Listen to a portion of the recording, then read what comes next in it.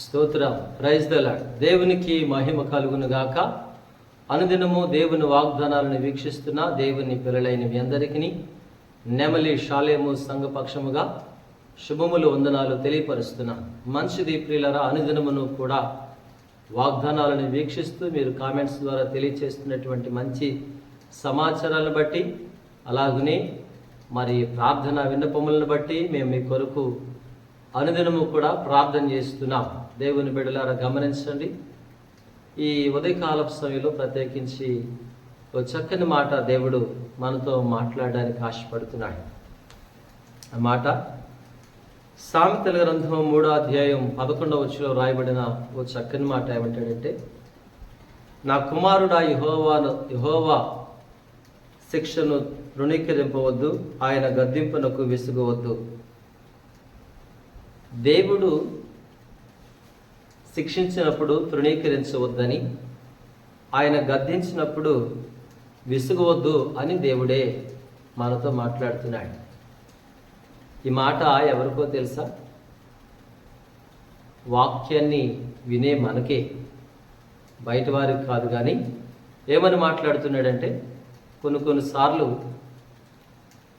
దేవుడు వాక్యము ద్వారా, సేవకుని ద్వారా నీతో మాట్లాడుతున్నప్పుడు నువ్వు అనుకుంటావు, విసుగు చెందుతావు, తృణీకరిస్తావు.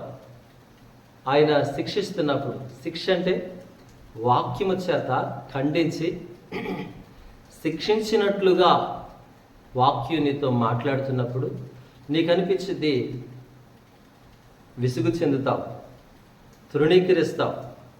దేవుని మాట, దేవుని గద్దింపును నువ్వు తృణీకరించవద్దని వాక్యం చెప్తావు. దేవుడు ఎవరిని గద్దిస్తాడో తెలుసా? దేవుడు ఎవరిని శిక్షిస్తాడో తెలుసా? బైబిల్లో రాయబడుతూ వచ్చింది, తండ్రి తనకిష్టమైన కుమారుని గద్దించు రీతిగా, ఆ కింద వచ్చులు అంటాడు 12వ వచనంలో, తండ్రి తనకిష్టమైన కుమారుని గద్దించు రీతిగా యెహోవా తాను ప్రేమించు వారిని గద్దించును అని మాట్లాడుతూ వచ్చాడు. ఎవరిని గద్దిస్తాడు? దేవుడు ఎవరినైతే ప్రేమిస్తాడో ప్రేమించే వారిని గద్దిస్తాడు. ఆయనకి నువ్వంటే ఇష్టం గనుక, ఆయనకి నువ్వంటే ప్రేమ గనుక నిన్ను ప్రేమించి, నిన్ను శిక్షించి, నిన్ను గద్దించి, బుద్ధి చెప్పి నీకు మేలు కలుగ చేయడానికే దేవుడు గద్దిస్తానంటున్నాడు.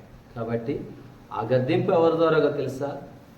నీకు నీ సేవకుని ద్వారా కానీ, వాక్యము చేతని నిన్ను పౌలు గారు తిమోతితో మాట్లాడుతూ నీతి యందు శిక్ష చేయమంటాడు.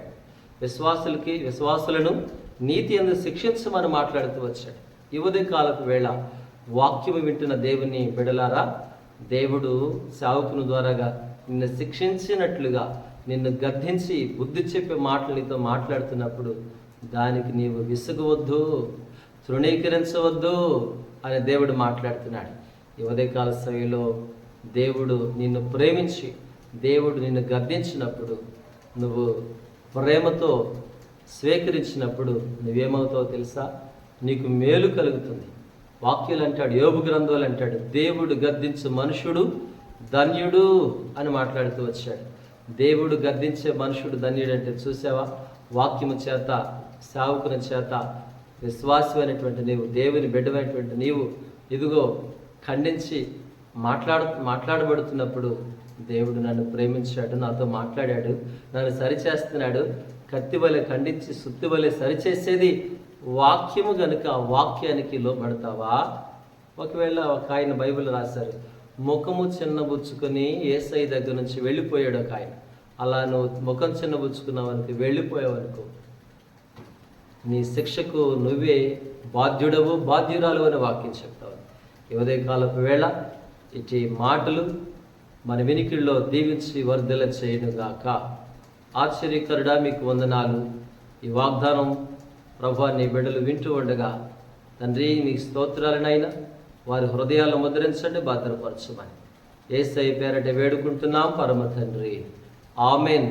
తండ్రి, కుమార, పరిశుద్ధాత్మ త్రియేక దేవుని దీవెన ఇప్పుడు ఎల్లప్పుడూ సదాకాలంతోడే నడిపించునుగాక. ఆమెన్. అందరికి కూడా వందనాలండి.